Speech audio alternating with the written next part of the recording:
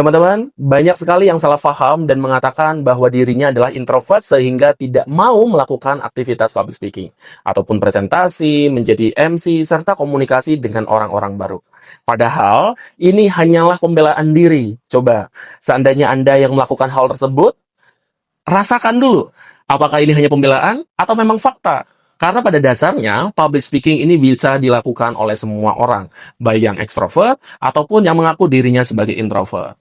Public speaking bukan dari bakat, tapi public speaking ini bisa dilatih, bisa dilatih, diulang terus-menerus sampai pada akhirnya mahir. Sama seperti skill menari, skill bernyanyi. Coba sekarang kamu saat ini saya ajak untuk bernyanyi. Satu bait saja. Kira-kira suaranya enak atau enggak? Bisa bernyanyi atau enggak? Pasti jawabannya adalah bisa bernyanyi, tapi suaranya kalau ada yang enak mengatakan ya dirinya enak, tapi coba dilempar kepada orang lain. Enak atau tidak?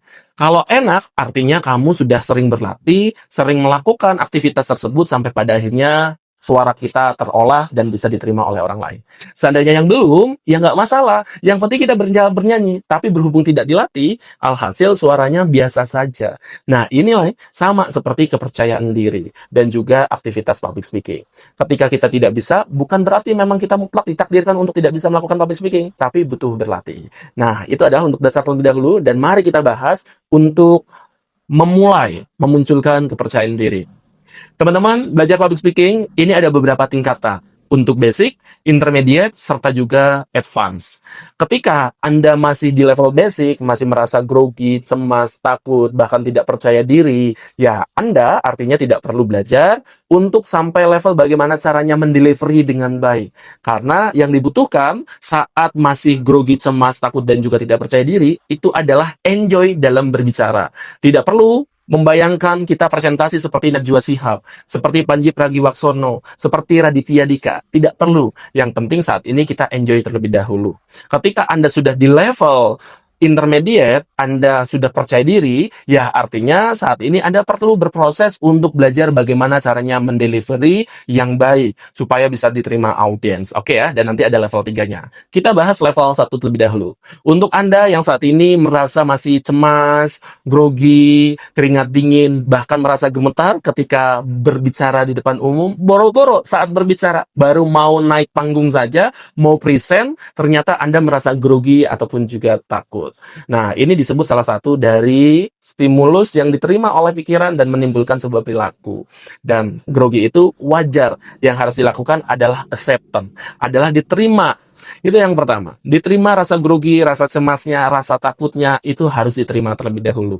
Dan yang kedua, Anda harus menjadi diri sendiri terlebih dahulu. Be yourself. Jangan bedakan ketika Anda berkomunikasi dua arah, personal dengan komunikasi public speaking dengan 5, 10, atau 20 orang, tidak perlu dibedakan dulu. Ketika Anda orangnya ceria, happy, ya sudah, dibawa saja. Di panggung juga dibawa perilaku Anda, cara presentasi Anda, cara komunikasi Anda dengan yang powerful, ataupun juga tidak perlu dirubah menjadi orang yang wise, elegan, ya karena itu akan merusak citra diri Anda sendiri. Karena yang biasa diperlakukan dalam diri Anda adalah memang enjoy, happy, ceria. Tapi ketika dibawa ke presentasi menjadi orang yang tenang, kalem, ya alhasil itu bukan diri Anda. Dan ini membuat Anda akan merasa tidak nyaman.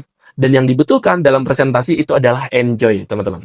Yang dilakukan itu adalah sama seperti kita berkomunikasi dengan orang lain di bawah panggung, di luar sesi presentasi, dan itu yang digunakan. Kenapa hal itu yang harus dilakukan? Ya, karena kita butuhnya enjoy. Present ataupun public speaking itu butuh enjoy. Ketika saat ini Anda melakukan public speaking tapi ternyata tidak nyaman, merasa takut, grogi, dan ini berketerusan, artinya ada yang salah. Karena sejatinya public speaking itu harus enjoy, harus happy, harus bisa kita membawakan diri supaya bisa diterima oleh orang lain. Dan bagaimana caranya? Be yourself. Karena saat ini kita masih ada di level 1, basic. Bagaimana caranya mendapatkan kepercayaan diri. Supaya kita stabil, supaya kita enjoy, ya sudah, lakukan yang sering kita lakukan. Jangan lakukan sesuatu hal yang sering dilakukan oleh orang lain dan kita coba duplikat. Seperti kita mencontoh role model kita mencontoh teman kita, presentasinya bagus, kita ikuti. Kita contoh perilaku dan juga komunikasi teman kita. Memang dia enjoy, happy, dan juga terlihat wise. Kita ikuti, duplikat. Ya nggak bisa. Kenapa nggak bisa? Karena mereka sudah berlatih berkali-kali dengan repetisi yang lebih banyak dari 50 kali.